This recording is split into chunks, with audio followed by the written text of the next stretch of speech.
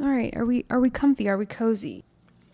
I hope you have your bevy. Oh my gosh, guys. Welcome to the Because I Love You podcast, where I tell you everything a best friend should because I love you. I'm so excited you guys are digging this format. I'm definitely enjoying this format. It feels so much more real and personal and just a lot more chill. This is a good vibe for us. I love it. And thank you so much for your feedback on the last video. I tried to read through and respond to as many comments as possible. I don't know. It was just such a fun conversation.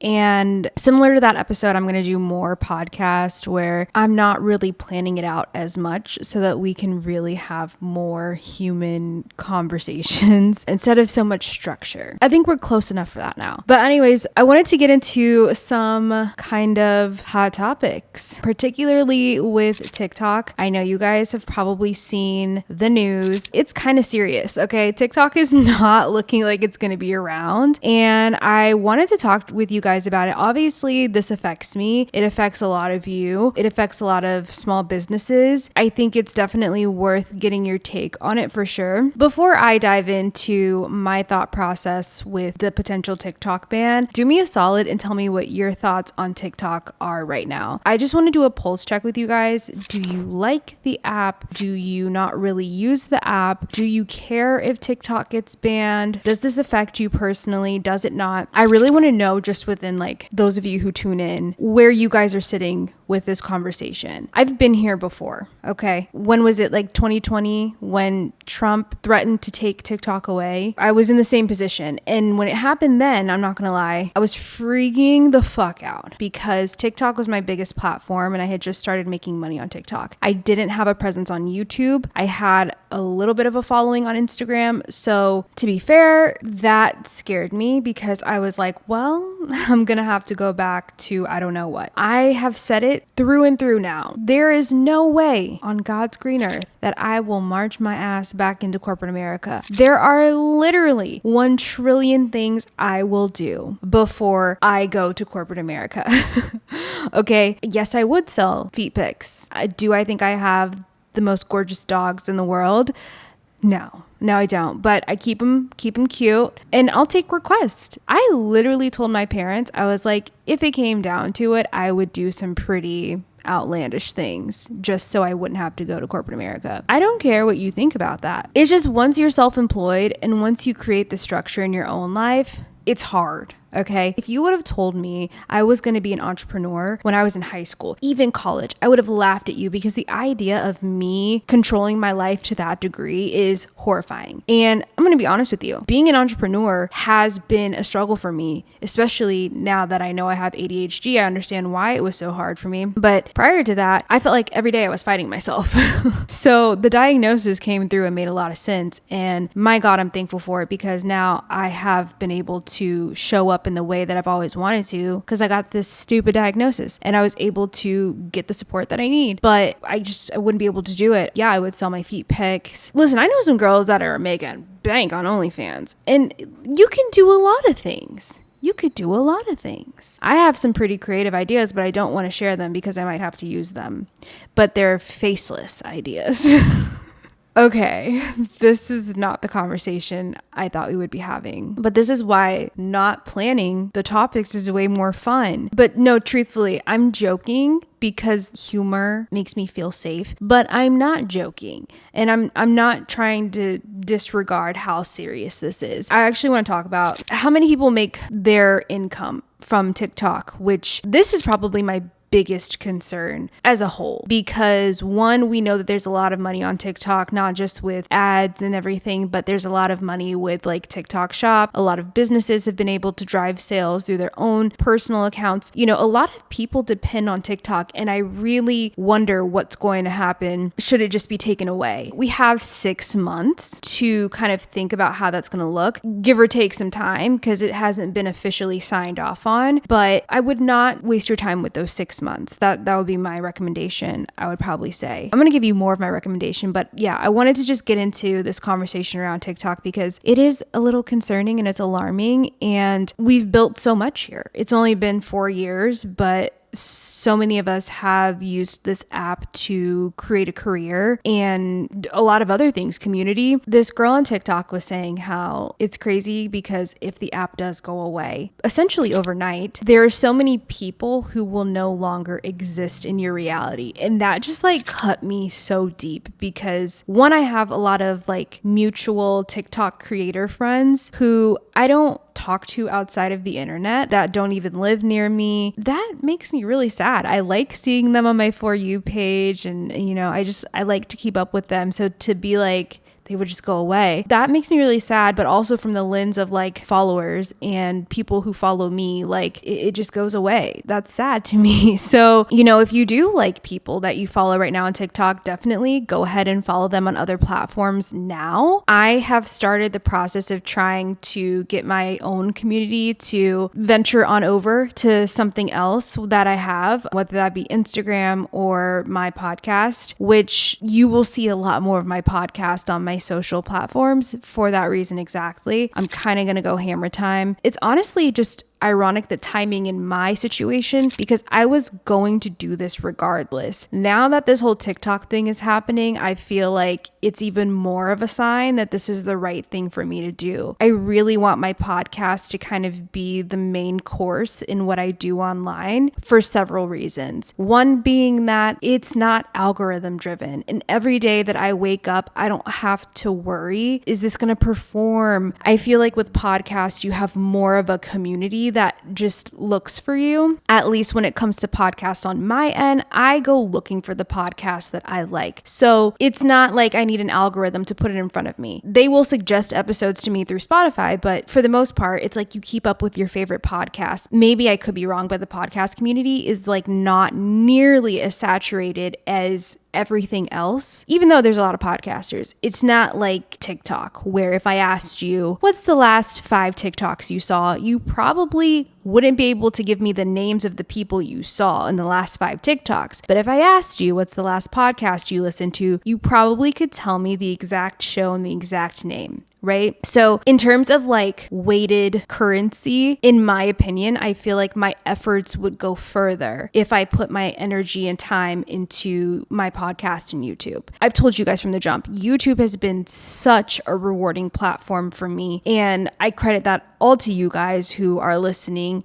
But I feel like this is so corny to say, but as a creator, I feel like you guys give a shit about me. And I feel like you know more about me. And it's true that you probably know me the best out of every platform. You guys are listening to minutes of me talking versus where on Reels or Instagram or TikTok, they're only getting maybe up to 1.5 minutes of me, if that's being on the generous side. But, you know, they're just not getting as much of me, / there's also other people that I'm kind of mixed in with on that platform. So it's just, TikTok is a lot of energy. I don't want to sound ungrateful for TikTok, but what I am saying is that it is a lot of work to make a lasting impression on TikTok. You have to put in a lot more time and consistency, whereas in my opinion, the reward is just like not that good, but it's lucrative as a creator. So obviously I still post TikToks. Right now I'm trying to post like 3 a day. And that literally takes me half the day. And that's not considering editing, admin, other things that I need to do creator wise. That's just me trying to be consistent on TikTok. Here's where I will say there are parts of me that maybe secretly think it could be a blessing if TikTok went away. Now, I'm just talking from the lens of me. I'm going to be selfish for a moment. I'm not talking about the holistic picture. We're going to get to the reasons why I wanted to stay, but I also want to talk about the reasons why I'm kind of indifferent. And I didn't say I want it to go away. I said indifferent. Don't put words in my mouth. Okay. I think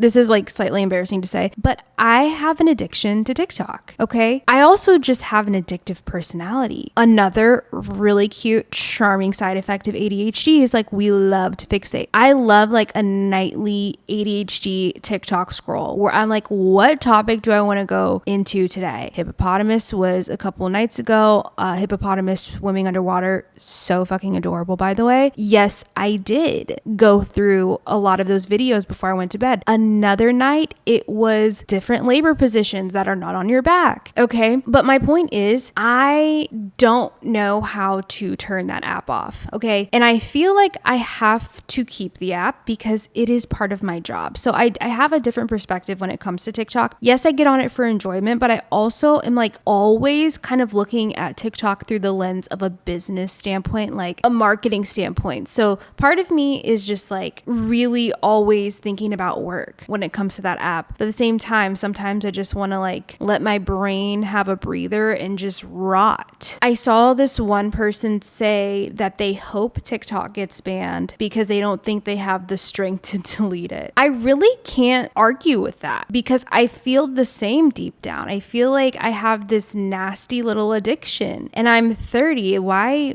am I addicted to TikTok like that? I don't know. My 16-year-old sister has deleted TikTok, but she's really disciplined for her age. I have to say, like, she's low key about how disciplined she is, but she's very disciplined. So she just like, I haven't been on TikTok. Like, I'm like, girl, you're ahead of the curve. Congratulations. But in my case, I feel the same. I really do. And there's no reason why at my big age, I should be addicted to TikTok. Imagining life again without it honestly kind of feels a little bit freeing. That's the one point on the impact that TikTok has had on my brain probably is not great. Okay. Before TikTok, I was not on medication, but I think that also just came with the job a bit. But I do think it hasn't done a ton of great things for my mental state and my mental health at all. I would consider myself to be a very empathetic person. And I think a lot of us are more empathetic than we'd like to think, especially if you're like the person who's always on TikTok and you're literally crying at every video. Like, I feel you. That's me. And also that's concerning that I can sit here in a 10-minute span and scroll TikTok and have 16 different emotions. Like, is that normal? Are we okay? One minute I'm seeing someone have a gender reveal. I'm crying. They're crying. I don't know, you guys. The next minute I'm seeing a Karen go off in Costco and she's cussing everyone out and she calls someone the N-word. Now I'm mad and I'm gonna go Google who this bitch is. And then at another time I'm watching a wild boar sprint through an open field. That gets me giggling. So I don't know that we're supposed to go on this roller coaster of emotions. I don't know that that's healthy. And when I find myself without TikTok, I find myself to not be stimulated and I'm very bored, but I think we've been conditioned to be that way. So there's a part of me that's like, for the sake of my brain, maybe just go away, I guess. But I like you guys. I don't want to really leave unless we have to. So yeah, I have a lot of feelings about it, but I will say, of course, there are a lot of negatives to this. TikTok has brought so much awareness to my life and issues going on in the world. I was such an ignorant little girl before TikTok. I have been able to learn about so many people and their experiences. I think you should be taking this serious. I will tell you this, the last few times they said they were going to take TikTok away, I wasn't worried. I didn't take it serious. And you don't have to take advice from me because who the fuck am I? But I am just saying this is different. It's different. And they're moving very quickly on this for a reason. Reasons that may be cap or not, whatever. But the urgency behind this is different. And I don't think they're going to let up as easily as they have in the past. Obviously, I think the best option would be for TikTok to sell to a US. I think as it relates to revenue, we're probably bringing in a lot of revenue. So it's kind of interesting to see how they will view the US portion of the app and if it's worth it to them. But I think we're going to kind of go through the ringer with this. Okay, now I'm going to give you guys, just as a friend, my thoughts and advice on what I think you should do if you have a platform on TikTok. Obviously, with the potential TikTok ban, things are at risk right now. So here's what I would recommend doing, and here's some of the things that I'm doing. For starters, I'm still going to be posting on TikTok. I will be there until the cows come home, okay? Because I still have a community there and I genuinely love the app. So I will be there until further notice. What other things that I'm doing though is I'm slowly shimmying my audience elsewhere to come connect with me on a different platform. So I have Instagram, I have my podcast. I am pushing for anyone in my community that actually folks with me to hop on over, because I don't know how long we're going to have this platform. The other thing that I am doing is any content on TikTok that has done really well, perhaps pulling it down and saving that to a hard drive. I don't know if I'll post that anywhere else, but a lot of people would be able to resurface their content to YouTube Shorts or Reels and really grow. It's content that you already have. So it's like, why not go ahead and just upload the content elsewhere and start building? It's really easy to do those things. I would recommend downloading them without the watermark. So that means you could go to a website like Snaptik, snaptik.com.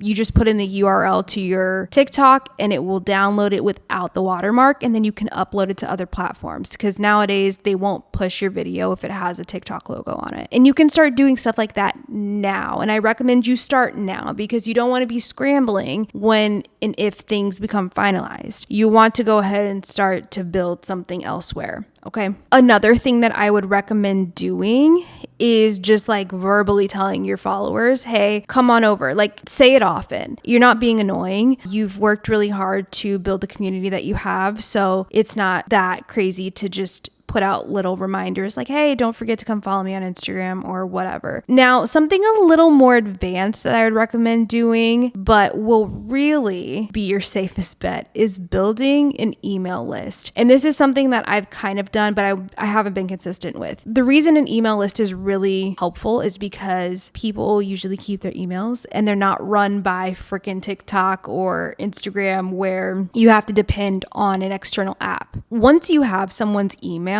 you pretty much have a connection to them forever. So that's why email lists are so powerful. So what you could do is start compiling emails in your community. Now, how do you do that? Most people aren't just going to be like, here's my email. That would be very nice, but that's not an expectation I would ever have of my community. And I would never want to give my email away just for funsies, because I hate excess emails. But what you could do is offer something to your community, whether that's a guide, whether that's like some kind of free something that gives value and knowledge or education to your community. Obviously, like I do a lot of digital guides and presets. So if I were to be like, hey, for the next 24 hours, I'm going to give away my presets for free. It's in my bio or whatever. But in exchange, they have to type in their email because the preset is sent to their email. That would be a way for me to collect contact for my community. That way, if TikTok went away, I could do an email blast that says, hey guys, TikTok is gone. That's very sad, but I'm still here and here's where you can find me. Obviously, don't abuse having people's emails because that's annoying and then they will unsubscribe from you, but it's a really great way to ensure that you guys don't lose connection. Speaking to the choir, I need to do something like that.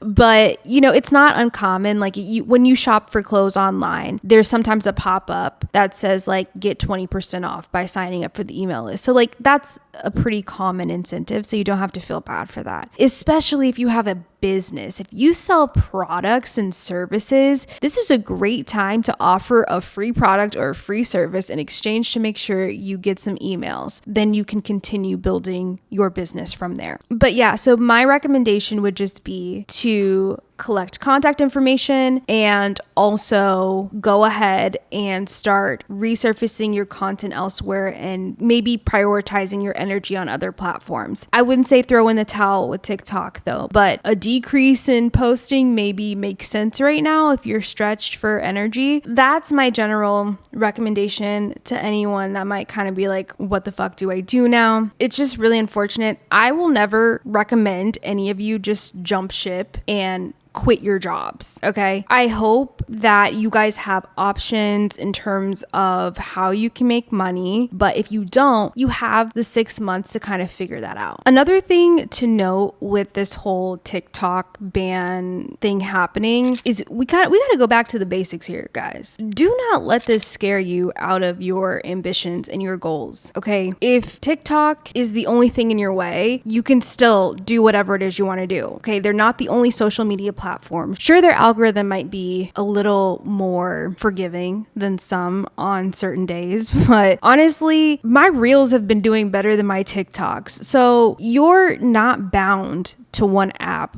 to be successful. And for my A1 day ones, we always say it, but your success is inevitable. Okay. What does that mean? That means if something is meant for you, it's going to happen regardless of how things unfold, because that's just how the universe and God work. You are not boxed in. Your success is not dependent on TikTok. You're the only one in control of your success. You are the only one standing in your way. If you choose not to accept no, if you choose not to accept failure, then it doesn't exist. Okay. The only reason I'm here today with over 300,000 subscribers on YouTube is because I would not accept anything else. Seriously, I am crazy. I will do whatever it takes to get where I need to get in terms of figuring out these algorithms and whatever. Does that mean it's a pretty process? No. It's uncomfortable. It's annoying. It's frustrating. It's emotionally draining. It's mentally draining, but it's rewarding. And the amount of effort you have to put in to get to where you want fluctuates throughout the journey. So there are times when you're going to have to go harder. And there are times when you're going to be able to let up and kind of just float, which I'm trying to get to that point because y'all, I've been putting in the work, I promise. But we all have to just decide if we're going to accept no or not. And I'm not. TikTok can go away tomorrow. That's not the end of me because I said so. Okay. I like creating and I will do that with or without TikTok. Will I be sad without TikTok? Absolutely. But I will probably have more brain cells if we're being honest. I also feel like with TikTok, we're kind of getting to a point anyways where as viewers and consumers, I think people are craving more in-depth content. I think our brains are a little frazzled and fried. And I think that the pendulum swings. The pendulum always swings, guys. I mean, we're seeing it in a lot of industries right now with the pendulum swinging. We had the BBL era, and now we're in the Ozempic era, and everybody and their mother is losing weight like it's their career. The pendulum always swings with trends. We were in our short form era and the pendulum is slowly swinging. I've heard so many people saying that they want to get into YouTube videos and podcasts more and they're tired of the quick content because I think we're feeling the effects of that mentally. I don't know, at least I am. Let me know your thoughts on that, but I feel like I'm feeling the effects of quick content and I feel like it's interfering with my ability to be a normal ass human. Like I said, I'm not supposed to experience 16 different emotions in the course of 5 minutes because I'm looking at all these videos of different people's lives and stories.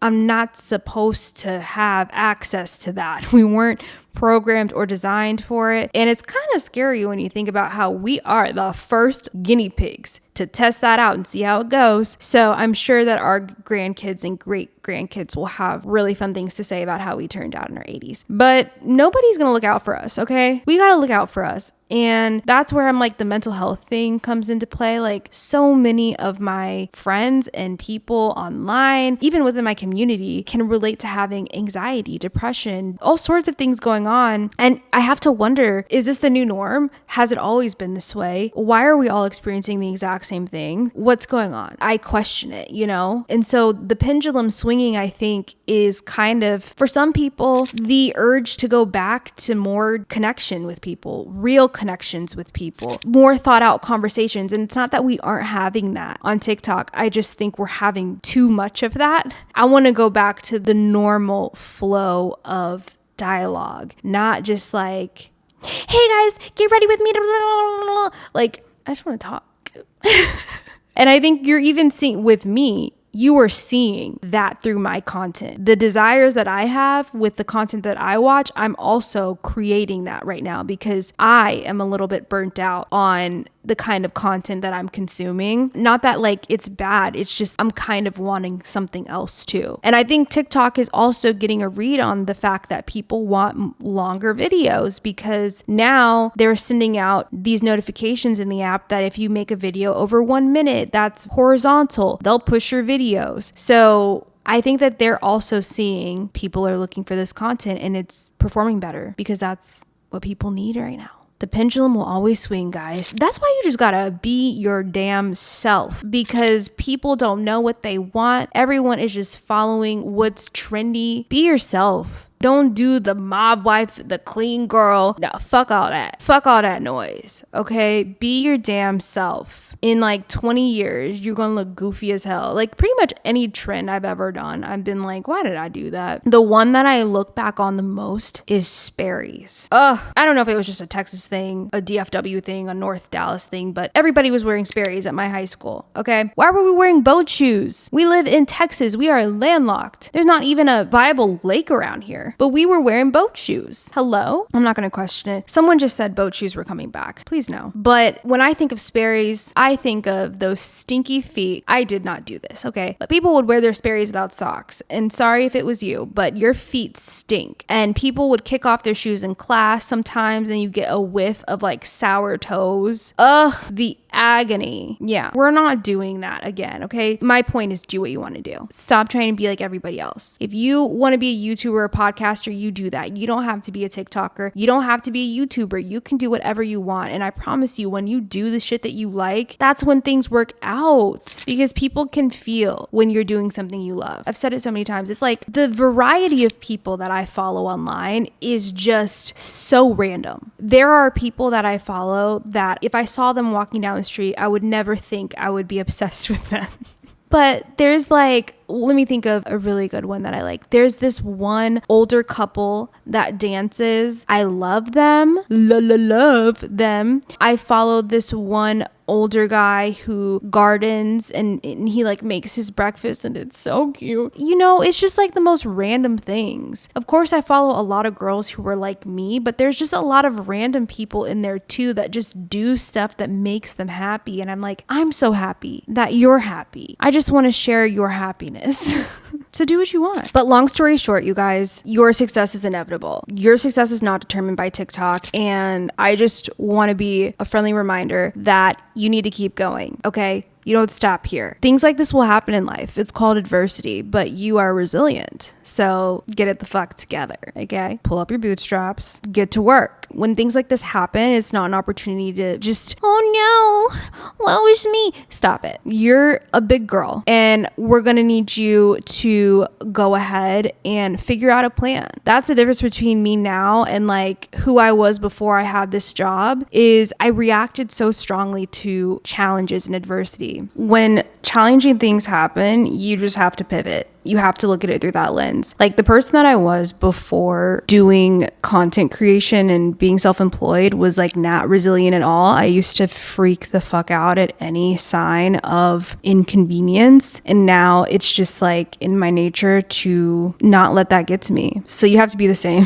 I was coddled most of my life. So I was very much so just like didn't like any little wince of pain. Okay. But now we're different. We're big girls. So figure out what your plan looks like if TikTok is on the line for you and matters that much to your business or your career. You guys will just be seeing me here. Like, what is Bria gonna do? Bria's gonna be right here on this couch talking to you guys, just like I always have. And I'm also on Instagram, guys. You can come see more of my personal life there if you want, but it's not the end of the world, guys. We used to live without TikTok before. We can do it again if we need to, but I hope we don't have to. Anyways, guys, thanks for tuning in. Don't forget to like, share, subscribe, follow the podcast. If you like it, rate us 5 stars. Any and everything you do for free to support us really helps us. Trust me, it helps us grow, and we really appreciate it. The goal is for us to grow this podcast and take it on tour. That's one of my next goals. I want to come see you guys in person. So boost us up.